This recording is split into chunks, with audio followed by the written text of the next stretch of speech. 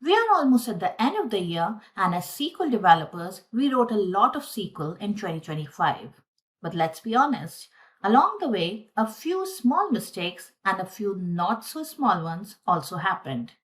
Which one of these did you make? Someone ran delete without a where in production? It happens. And yes, I've actually seen this happen more than once in real life.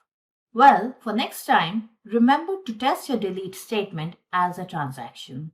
Someone Google left versus right join again and again.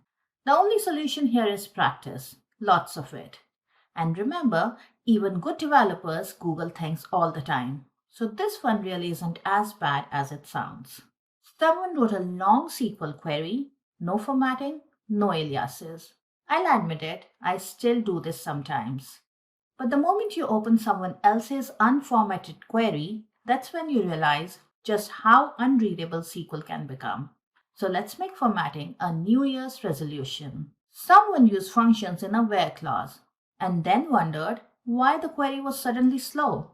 Functions are absolutely fine, just not on index columns, because that stops the query from using the index and slows everything down. Someone optimized one query and accidentally slowed down five others. Indexes are powerful, but creating too many or unnecessary ones can hurt more than help. If you recognize yourself in one of these, then relax, you weren't alone. Let us know in the comments which SQL mistake did you make this year.